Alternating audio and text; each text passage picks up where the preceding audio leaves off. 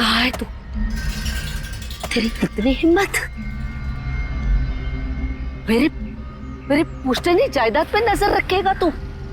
अगर हिम्मत है तो सामने आके दिखा। मेरे घर की तरफ बढ़ता हुआ तेरा हर एक कदम तुझे भारी पड़ेगा, भारी पड़ेगा।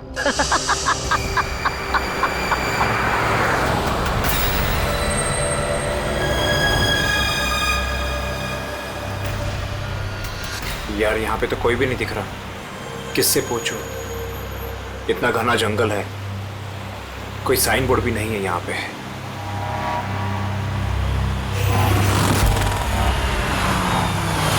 अरे भाई साहब, ये पिपलिया गांव का रास्ता यही है ना?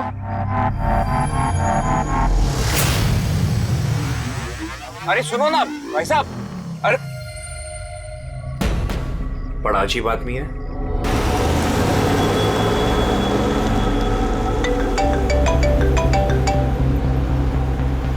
Hi baby. हाय, पहुंच गए? बस पहुंचने वाला हूँ। डोंट टेल मी तुम अब तक नहीं पहुंचे। इतने लेट कैसे हो गए? एक्चुअली क्या है, ये जगह शहर से काफी दूर है और यहाँ ज्यादा लोग भी नहीं दिख रहे मुझे। Alright, tell me, are you missing मी?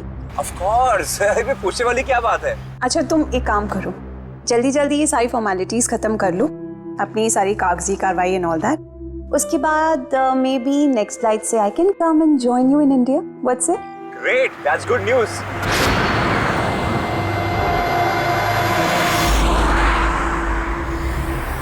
अच्छा बेबी, मुझे लग रहा है कि मैं पहुंच गया हूँ, वो मकान दिख रहा है मुझे। अरे ये गेट क्यों बंद है?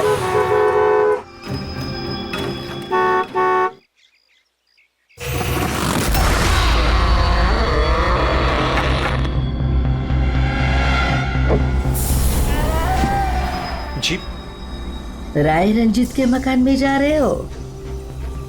हाँ। मत जा, वो तेरी जिंदगी की सबसे बड़ी गलती होगी। मत जा। लेकिन आप कौन है? मैं तुम्हारी मौत, तुम्हारी मौत।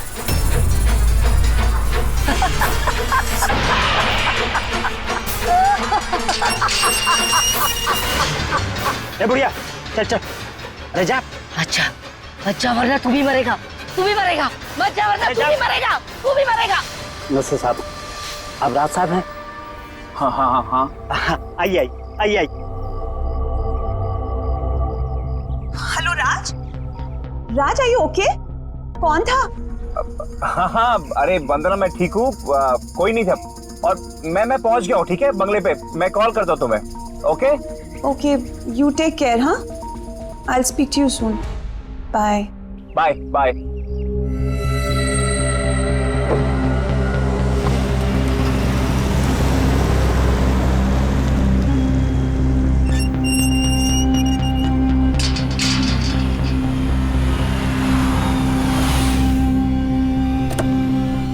आइए साहब।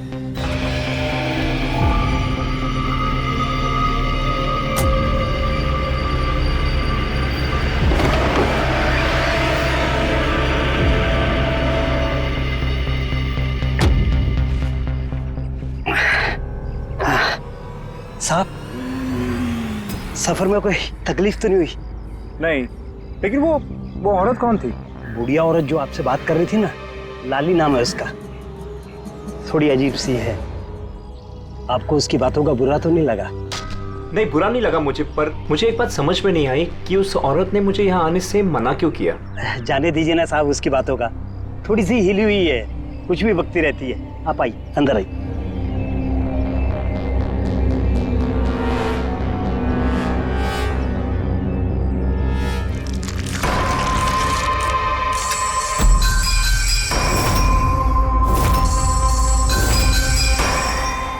ये आदमी तो मुझे बीच रास्ते में मिला था। आप, उसका नाम कमल है, यहाँ का माली। हमने सोचा अब आप यहाँ पर रहने वाले हैं तो क्यों ना बगीचे के जो रंग बिरंगे फूल हैं फिर से खिल उठाएं। अच्छा, आइए साहब।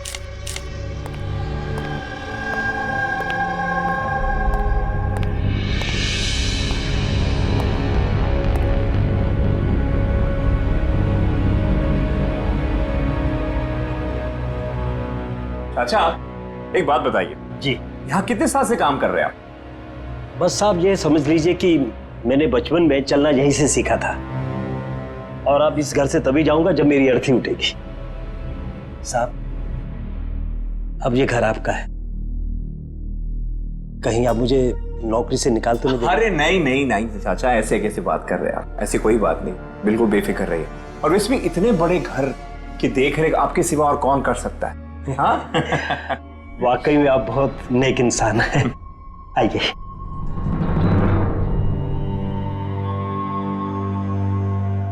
साहब ये है आपका रूम, वॉशरूम उधर है, आप फ्रेश हो जाइए, तब तक मैं आपके लिए खाने पीने का बंदोबस्त करता हूँ। ठीक है। ठीक है साहब।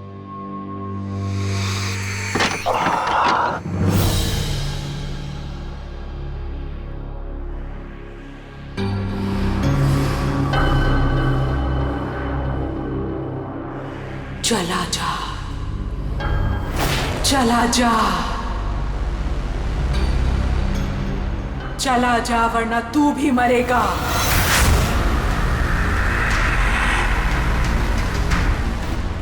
कौन?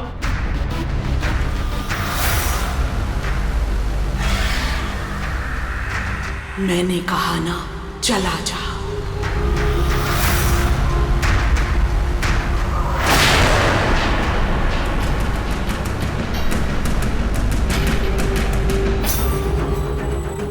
कौन है?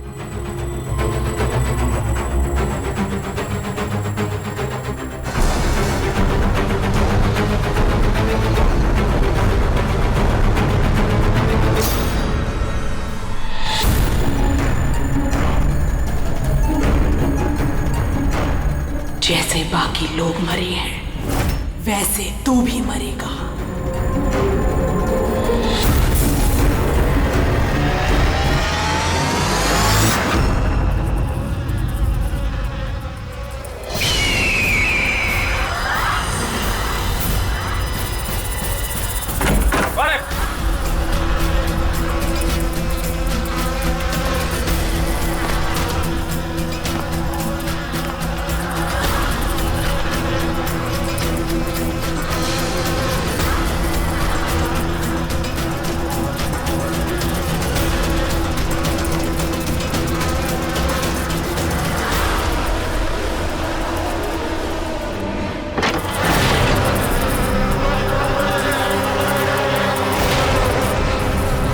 मधुमक्खी?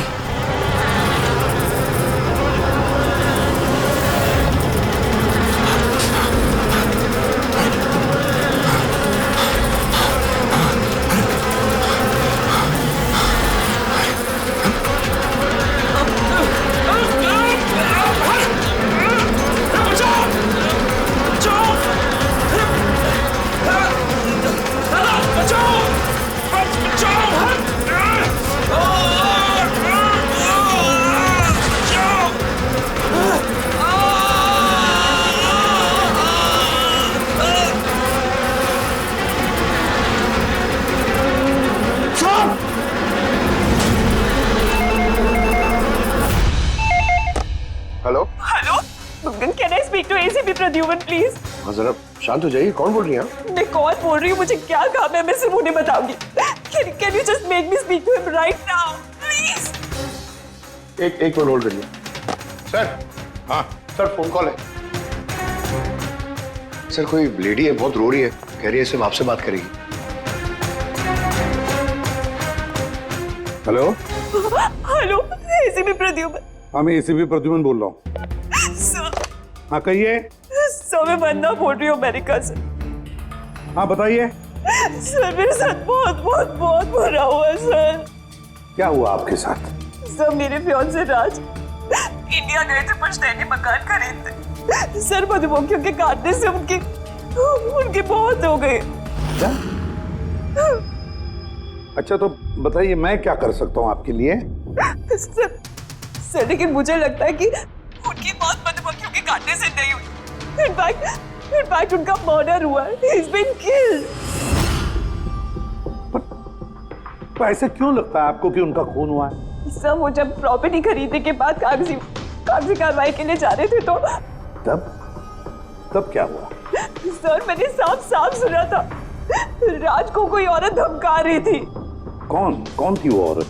No sir, I have no clue.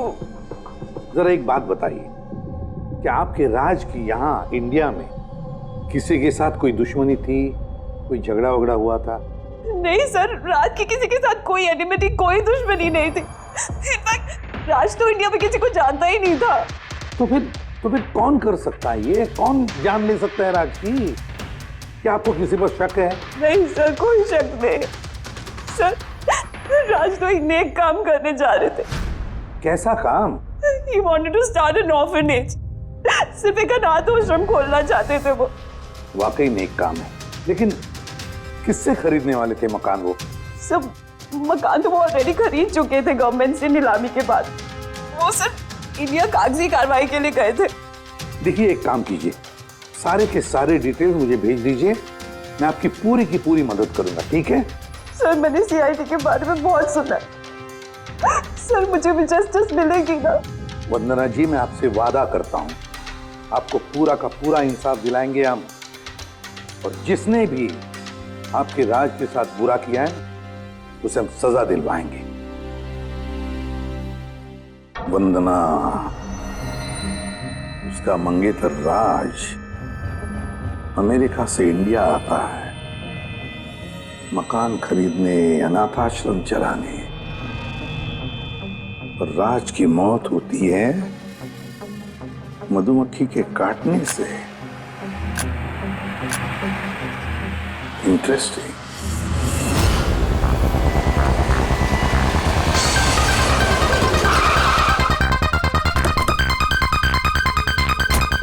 Sir, यही वही बंगला है जो राज ने सरकार से नीलामी में खरीदा था। अच्छी खासी प्रॉपर्टी लग रही है। आप देखभाल करते हो उस जगह की? जी हाँ, कहिए। कहेंगे आप, हम सिर्फ सुनेंगे। क्या मतलब? सीआईडी? क्या बात होगी सर? राज राकेश नाम के एक आदमी का खून हुआ है यहाँ पे। बहुत बुरा हुआ सर उनके साथ।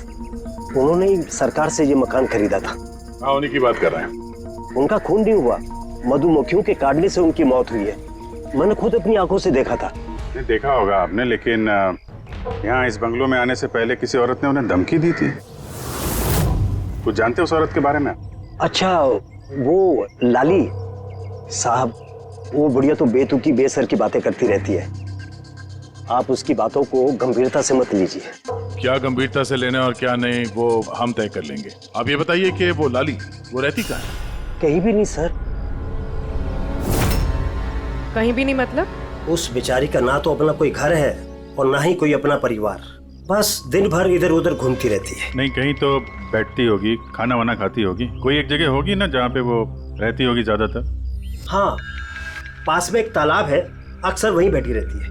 अच्छा, दे क्या तुम इस लाली से मिल लो, तब तक इस मकान का एक चक्कर लगा लेता हूँ मैं। ठीक है, अब जरा वो जगह दिखाओ जहाँ पे खून हुआ था। आइए साहब। राज साहब यहाँ गिरे पड़े थे।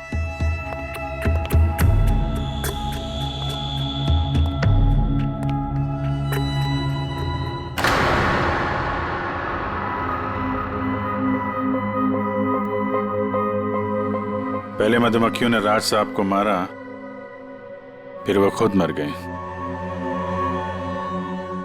ये मधुमक्खी के हमले यहाँ पे अक्सर होते रहते हैं क्या? नहीं साहब, इससे पहले तो मैंने एक मधुमक्खी भी नहीं देखी यहाँ। पता नहीं राज साहब के पीछे इतनी सारी मधुमक्खियां अचानक कहाँ से आ गई। राय रंजीत की हवेली से आ रहे हो ना तुम लोग? राय रंजीत की हवेली से आ रहे हो ना तुम लोग?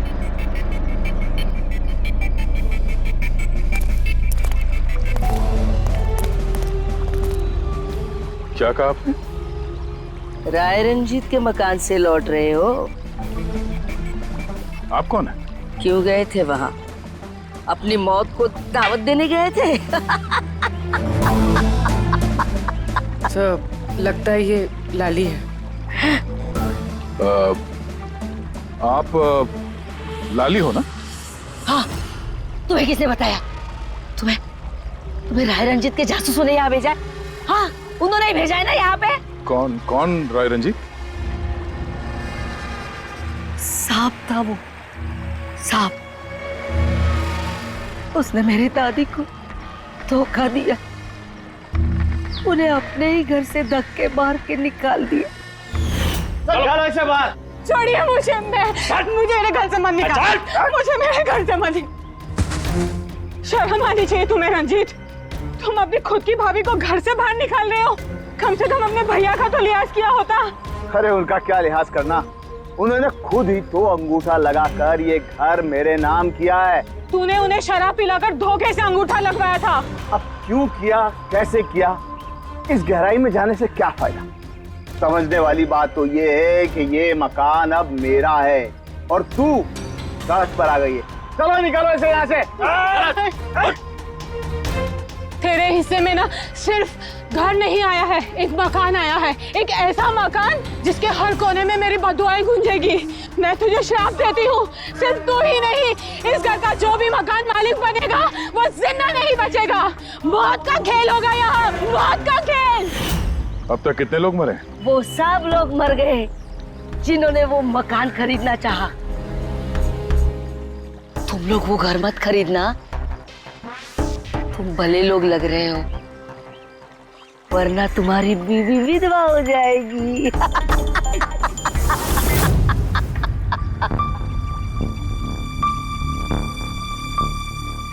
माँ जी, ये कुछ पैसे हैं, काम आएंगे।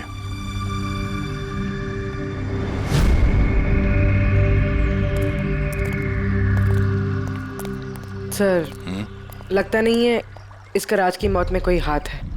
ये तो खुद बेचारी सदमे और विश्वास में लग रही है। हो सकता है राज की मौत कोई मर्डर ही ना हो, कोई हादसा हो।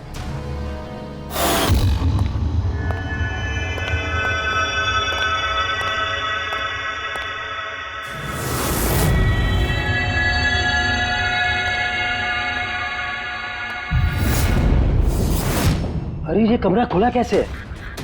ये तो बंद था। एक मिनट रुको, शायद राज ने खोला।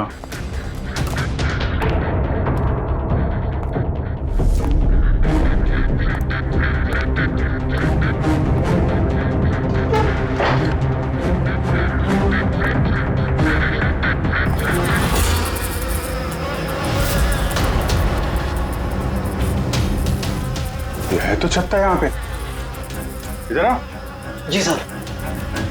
ये है मधुमक्खी का छत्ता। अरे मैं पहली बार देख रहा हूँ साहब। तो ये राज यहाँ इस स्टोर रूम में क्या करने आया था? साहब शायद बंगलू देखने आए होंगे।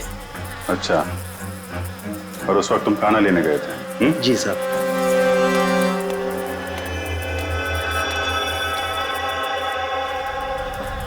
वो कौन है? वो कमल है साहब, यहाँ का माली।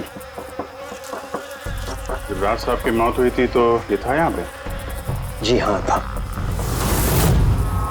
कमल, इधर आओ, साहब बुला रहे। जी सर। कमल, जब राज साहब की मौत हुई थी तो यहाँ आसपास किसी अनजान आदमी को देखा था तुमने? कोई अजीब सी घटना हुई हो? नहीं साहब। तो ये छत्ता यहाँ पे है तो तुम्हें कुछ काम करने में परेशानी नहीं होती? मधुमक्खी ने काटा नहीं तुमको कभी? नहीं सर, मधुमक्खी तो तब काटती ना जब यहाँ कोई छत्ता होता। पहले तो मैंने ये छत्ता यहाँ देखा ही नहीं साहब। क्या बात कर रहे हैं? हाँ साहब, मैंने आपसे पहले कहा ना कि इससे पहले इस घर में हमने एक मधुमक्खी भी नहीं देखी। कमाल है। फिर ये छत्ता आया कहाँ से? और मधुमक्खियों ने राज को ही क्यों काटा? ये तो कोई एक्सपर्ट ही बता सकता है। आसान के क्या पता चला राज की मौत के बारे में? मौत कैसे हुई?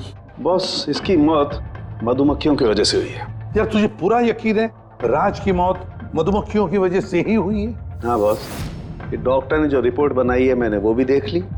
इस राज का अच्छी तरह से चेकअप भी कर लिया। मुझे पूरा यकीन है राज की मौत मधुमक्खियों के डंक के जहर की वजह से ही हुई है। सर, बचपन में मुझे मधुमक्खी ने काटा था, मैं तो जिंदा हूं। हाँ सालू के सब, पंकज पे जहर का असर क्यों नहीं हुआ?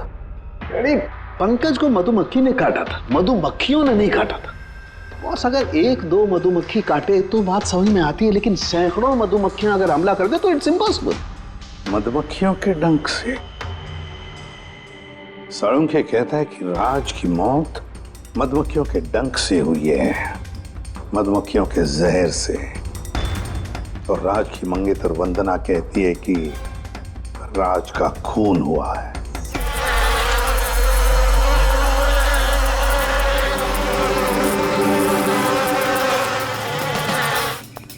100% इस छत्ते को बाहर से लाकर यहाँ पर लगाया गया। मधुमक्खी के छत्ते को किसी और जगह से लाके किसी और जगह लगाया जा सकता है? इतना आसान है? इतना मुश्किल भी नहीं है। शहद के व्यापार के लिए अक्सर ऐसा किया जाता है। आप बता सकते हैं कितने दिन पहले इस छत्ते को यहाँ पे लगाया गया? ज्यादा दिन नहीं, लगभग 2-3 दिन। सर अगर मान भी ले कि खूनी ने ये छत्ता यहाँ पर इसलिए लगाया था कि वो राज को मार सके, लेकिन उसे कैसे पता था कि ये मधुमक्खियाँ राज पे ही हमला करेंगे, किसी और पे नहीं? मधुमक्खियां बिना वजह किसी पे भी डंक नहीं मारती, क्योंकि डंक मारने के बाद उनकी खुद की भी मौत हो जाती है। तो ऐसी क्या चीज है जो उन्हें उत्तेजित करती है अटैक करने के लिए? देखिए, जब उन्हें लगता है कि सामने वाले इंसान से उन्हें कुछ खतरा है। अच्छा केदार साहब, ऐसा हो सकता है क्या कि मधुमक्खियों को ट्रेन किया जा सके कि वो किसी एक आदमी पे हमला करें? कैसी बातें करते हैं अभिजीत साहब, ये मधुमक्खियां शार्प शूटर नहीं कि कोई भी इन्हें कह दे कि फलां फलां को डंक मारकर आ जाए। अच्छा, आपने अभी भी कहा कि ये मधुमक्खी किसी को काटने के बाद ये खुद भी मर जाती है, तो ऐसी क्या मजबूरी है कि वो किसी को काटती है? जरा डिटेल में समझाएंगे? मधुमक्खी जब भी किसी को डंक मारती है तो फेरोमोन नाम का एक गंध छोड़ती है, जिससे कि बाकी मधुमक्खियां सचेत होकर सब मिलकर उस पर हमला कर देती हैं। इसीलिए मैंने पहले भी कहा था, मधुमक्खियां बिना वजह किसी पे भी हमला नहीं करती। जरूर राज ने मधुमक्खी के छत्ते के साथ कुछ छेड़खानी की होगी। सर खूनी को कैसे पता था कि राज इस छत्ते के साथ छेड़खानी करेगा? कहीं ये मौत वाकई हादसा तो नहीं? नहीं पूर्वी, राज के आने के ठीक 2 दिन पहले इस छत्ते को यहाँ पे लगाना ये कोई सहयोग तो नहीं हो सकता। सर राज की मौत के बाद ये घर वंदना के नाम हो जाएगा, क्या इन सब के पीछे वंदना तो नहीं है? वंदना इंडिया कब आ रही? What nonsense! How could you even think like that? आप ऐसे कैसे सोच सकते हैं कि राज की मौत के पीछे मेरा हाथ हो सकता है? और फर्ज कीजिए कि राज की मौत के पीछे मेरा हाथ था, तो मैं आप लोगों को फोन क्यों करती? पुलिस तो ऑलरेडी ये केस क्लोज कर चुकी थी ना। देखिए, हम सिर्फ पूछ रहे हैं। वैसे राज जी के बाद ये मकान किसके नाम पे है? I don't know. राज ने गवर्नमेंट से मकान खरीदा था, तो शायद गवर्नमेंट को वापस मिल गया। मुझे अभी तक कोई नोटिस नहीं है। हाल फिलहाल में राज का किसी के साथ कोई झगड़ा हुआ था? I have already told you that. राज एक नेक दिल इंसान थे और उनका किसी से दुश्मनी होना was impossible. अगर मुझे पता होता कि राज की नेक दिली उनकी जान ले लेगी तो मैं उन्हें कभी इंडिया आने ही नहीं देती। ये अनाथ आश्रम खोलने का ख्याल राज जी के दिमाग में कैसे आया? राज खुद अनाथ थे, इसलिए वो दूसरे अनाथ बच्चों की फीलिंग समझते थे। वो अनाथ बच्चों को घर जैसा माहौल देना चाहते थे, और जैसे उन्हें पता चला कि गवर्नमेंट ये मकान नीलाम कर रही है तो राज ने सबसे ऊंची बोली लगाकर ये मकान खरीद ली। तो कहीं इस राज की मौत का कारण ये घर तो नहीं है? हो सकता है कोई और भी इस घर को खरीदना चाहता था, राज बीच में आ गया इसलिए। What? कोई इतना नीच कैसे हो सकता है? इस दुनिया से इंसानियत उठ गई है क्या? इंसानियत है वंदना जी, इंसानियत है, लेकिन कुछ लोग हैं जो इंसानियत में जहर घोलने पे तुले हुए हैं। पता करते हैं किस किसको दिलचस्पी थी इस प्रॉपर्टी में। देखिए सर, मैं आप लोगों को नहीं बता सकता हूँ कि राज जी के अलावा किन किन लोगों ने इस नीलामी में हिस्सा लिया था। सॉरी। क्यों नहीं बता सकते? देखिए, ये सरकारी सर इंफॉर्मेशन है, ऐसे किसी के साथ शेयर नहीं कर सकता हूँ मैं। हम भी तो सीआईडी का ही काम कर रहे हैं। हाँ वो सब ठीक है, लेकिन क्या है कि अगर सरकारी नोटिस मिल जाए तो मैं ये आपको इंफॉर्मेशन दे सकता हूँ, उसके बिना नहीं दिखा सकता सर। नोटिस मिल गया। आप खुश हैं आप? देखिए, अगर काम कायदे से होता है तो अच्छा लगता है। हाँ ठीक है, ये लीजिए, ये लीजिए। कुल मिलाकर सर 12 लोग थे जो इस बंगलों को खरीदना चाहते थे सर। इस बंगलों के पास एक्चुअली सरकार एक हाईवे बना रही है, इसलिए सब लोग बढ़ चढ़कर बोली लगा रहे हैं और हर कोई इस बंगलों को खरीदना चाहता है। अच्छा, ये राज जी की मौत के बाद अब ये मकान किसको मिलेगा? देखिए, राज जी ने कागजी कार्यवाही पूरी नहीं की थी, इसलिए नीलामी अब दोबारा से होगी और जो विजेता होगा उसको ये बंगलो मिल जाएगा। I see। और ये नई नीलामी कब होगी?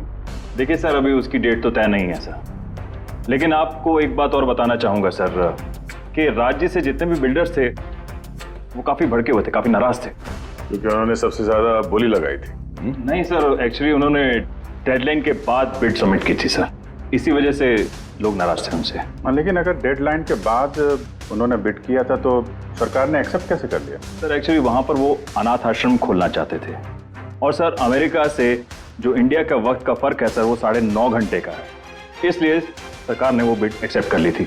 देखिए, अब घर तो उसी को मिलेगा जिसकी किस्मत में होगा सर।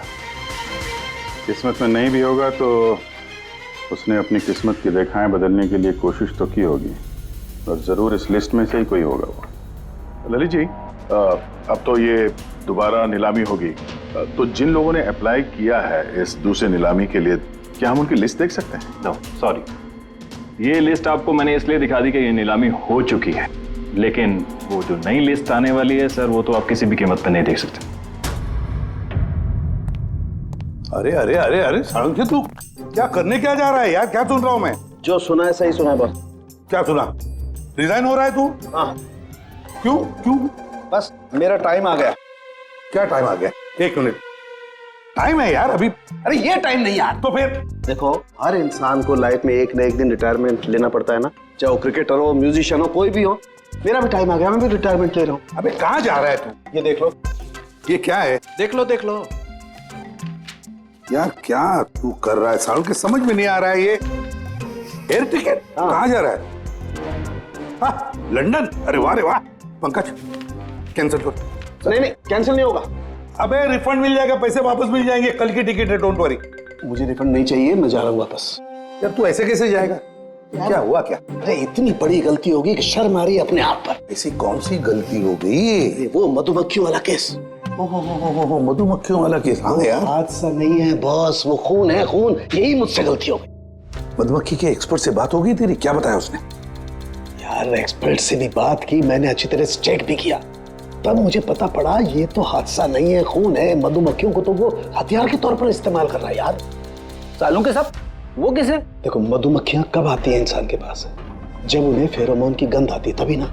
हाँ, जब उन्हें इंसानों से खतरा लगता है तब मधुमक्खियां इंसान के पास आती है, डंक मारती है। बस यार, यही मुझसे गलती हो गई। ये मैंने सोचा ही नहीं कि फेरोमोन तो बनाया भी तो जा सकता है ना यार।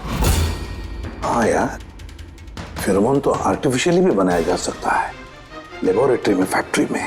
मतलब किसी ने ये आर्टिफिशियल फेरोमोन बनाया और वो किसी भी तरह से राज के शरीर पर लगा दिया, बस मधुमक्खियां आ गई और उस पर अटैक कर दिया। सालुंके उठ उठ उठ, पिपलिया गांव चला जा। वहां पे जहाँ पे राज का खून हुआ, राज का सारा सामान चेक कर, पता तो चले ये फेरोमोन वहां पर आया कैसे और किसने इस्तेमाल किया ये फेरोमोन राज पर। Yes boss. ये रहा सर, राज का सारा सामान इस सूटकेस में। ठीक है सर। एसीपी साहब बता रहे थे आप रिटायर होने वाले हो। कब है आपका लास्ट वर्किंग डे? आपके लास्ट वर्किंग डे से 1 दिन के बाद। मतलब नहीं आ रहा है। अच्छा दया, एक काम करो, मैं बाहर जाता हूँ और तुम जो है ना, एक एक करके सामान मुझे बाहर पकड़ाओ, तो पता करते हैं कि कौन से सामान में फेरोमोन है। ठीक है? जी सर। ये पकड़ेंगे आप? जरा रख लीजिए थोड़ी देर के लिए। दिखेगा ना बाहर? दिखेगा। मधुमक्खी है इसके लिए कह रहा था। अभिजीत हो तुम? हाँ ये पूर्वी है, हाँ ये दया। अरे दिख रहा है सर। चलिए चलिए चलिए, संभाल के सर, संभाल के। हाँ चलिए जी सर।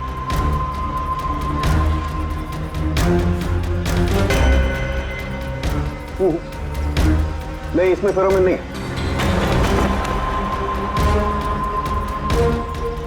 अरे सर संभल के। अरे कुछ नहीं, जिसमें फेरोमोन होता है उसी पे अटैक करती है।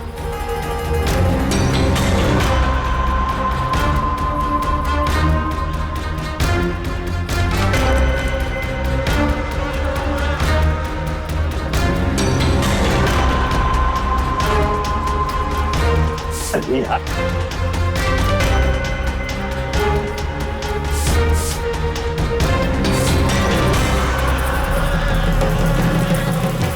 हरकत हुई, देखो देखो, अटैकिंग मूड में आई है ये मधुमक्खियां, देखो।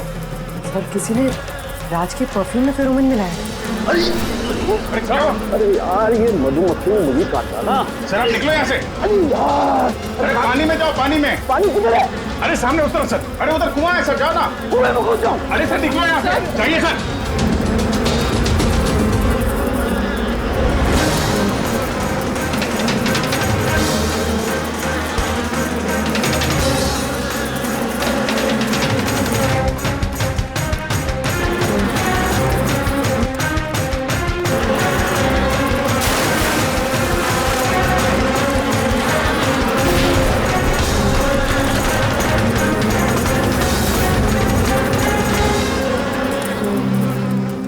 आप ठीक हो सर? बाप रे बाप, ये मधुमक्खियां आपको रिटायर नहीं होने देंगी सर। बाहर निकालो मुझे। आइए आइए आइए सर। मधुमक्खी, अरे नहीं, आइए आइए आइए। हेलो जी, नमस्ते, कैसे हैं आप? जी मैं चंदूमल फंडूमल कंकेशबाज। अरे वाह, बहुत लंबा नाम है आपका। बताइए क्या काम था आपको? जी वो नीलामी के लिए आया था मैं। वो पुराना वाला बंगलो हाईवे के पास, वो खरीदना है मुझे। सर ऐसे नहीं खरीद सकते हैं सर, उसमें नीलामी होगी तभी वो जो जीतेगा वही खरीद सकता है। अरे तो पैसा लगाएगा ना, मैं पैसा लगाएगा। देखिए अब टाइम नहीं बचा है, सिर्फ 15 मिनट बचे हैं, आप लेट हो गए। अरे क्या बात कर रहे हैं सर, 15 मिनट में क्या क्या हो जाता है।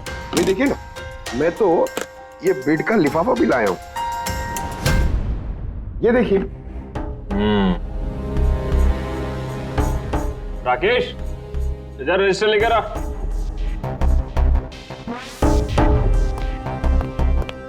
साहब को दो, एंट्री कीजिए साहब। हाँ यहाँ पर एंट्री कर दीजिए। अच्छा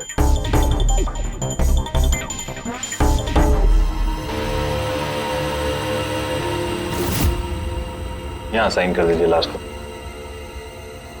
गुड, लाइक इट। अच्छा, वेरी गुड, ये तो अच्छा हो गया सर। वो बंगले का चाबी। और मजाक कर रहे हैं? अरे चाबी ऐसे थोड़ा ना मिलता है। अरे भाई बोली लगेगी, नीलामी होगी, उसके बाद जो जीतेगा उसको मिलेगा। भाई क्या बात कर रहे हैं आप? बिड तो मैं ही जीतूंगा, ये पक्का है। भाभी और बच्चों को मेरा प्यार देना, ठीक है सर? Thank you. पता नहीं कहाँ कहाँ से चले आते हैं, कमाल है।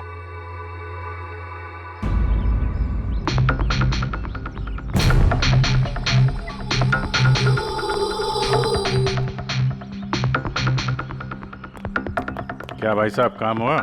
सर ये देखिए, चंदूमल फंडूमल कंकेशवास का कमाल। उठ जाओ पंकज, 12 में से 2 लोग हैं जिन्होंने दोबारा बोली लगाई है इस मकान को खरीदने के लिए, हेमंत और रोशन। मतलब खूनी इन्हीं 2 में से कोई हो सकता है। और जो कोई भी है इस बार भी इस मकान को हथियाने के लिए किसी भी हद तक जा सकता है। दोस्तों अब ये वक्त आ गया है कि बता दिया जाए कि नीलामी का विजेता आखिर है कौन। और मुझे बताते हुए बहुत खुशी हो रही है कि नीलामी के जो विजेता है मिस्टर रोशन। रोशन जी आपको बहुत बहुत बधाई हो। 1 मिनट, काय की बधाई हो?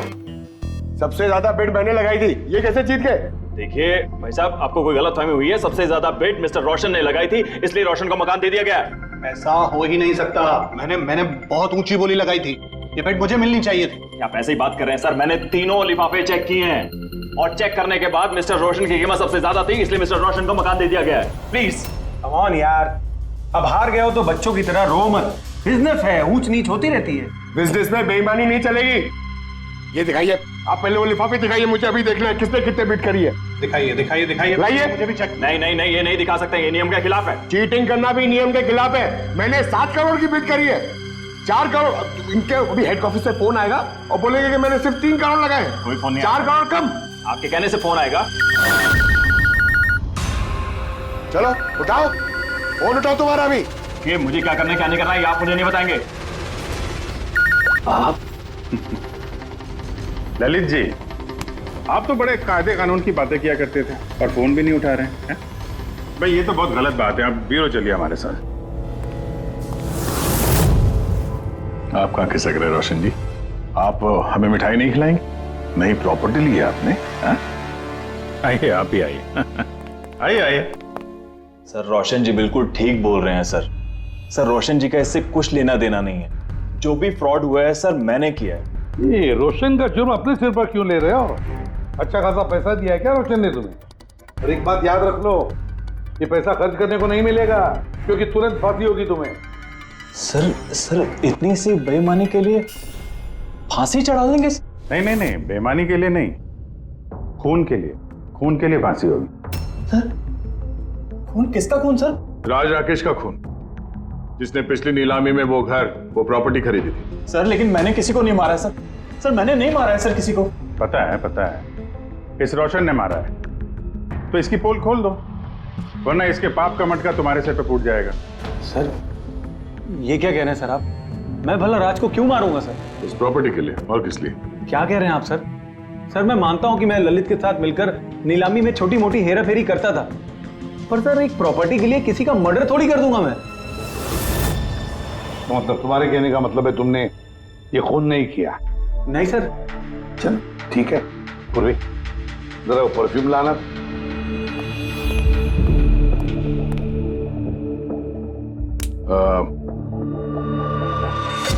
ये परफ्यूम छिड़क दूं? हाँ? बाहर मधुमक्खियों का छत्ता है, क्या होता है? Sir perfume? हाँ? आपकी मर्जी सर, लेकिन हमारे इस केस से परफ्यूम का क्या लेना देना सर? मुझे वाकई पता नहीं इस परफ्यूम का कोई इस केस से संबंध है। सर जी हम सच कह रहे हैं सर, राज्य की मौत से हमारा कोई संबंध नहीं है सर। तो ललित बिल्कुल ठीक कह रहा सर।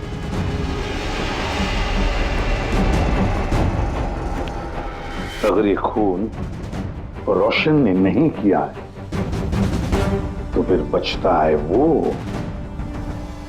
वही एक। इन कागज से साबित होता है कि तुम राय रंजीत के पोते हो। तुम्हारे पास तो बहुत बड़ी वजह थी इस मकान को वापस पाने के लिए, क्यों? देखिए, राय रंजीत का पोता होने से यह साबित नहीं होता कि यह खून मैंने किया है। हेमंत जी, खूनी कभी कभी अपने जुर्म के सबूत अपने साथ लेकर चलता है, जैसे तुम। मैं समझा नहीं। मैं समझाता हूं। ये रहे सबूत। कमाल है सालू के साहब, सेफ्टी सूट पहनने के बावजूद भी आप दोनों को मधुमक्खियों ने काटा। हाँ, कभी कभी सेफ्टी सूट पहनने के बाद भी मधुमक्खियां डंक मार सकती हैं, और फिर मधुमक्खी के छत्ते को इधर से उधर ले जाने में तो और भी ज्यादा अटैक हो सकता है, नहीं? जी देखिए, वो दरअसल बहुत हो गया हेमंत, तुम्हारी बेगुनाही का और भी कोई सबूत चाहिए? जी नहीं, मैंने ये सब किया था। जब राज बंगले में घुसा तब मैं वहीं था, और मौका देखकर मैं बंगले में घुस गया था। मैंने परफ्यूम की बोतल के अंदर फेरोमोन मिला दिया। उसके बाद राज को आवाज से डिस्ट्रैक्ट किया, मधुमक्खी के छत्ते तक लेकर गया, और उसके बाद का काम मधुमक्खियों ने कर दिया था। मुझे मेरा पुश्तैनी मकान वापस चाहिए था। वाह रे वाह, अपने पुश्तैनी मकान के लिए तुमने एक नेक इंसान का खून कर दिया। कानून तुम्हें कभी माफ नहीं करेगा। तुम्हें कम से कम आजीवन कारावास की सजा होगी। ले जाओ इसे पंकज।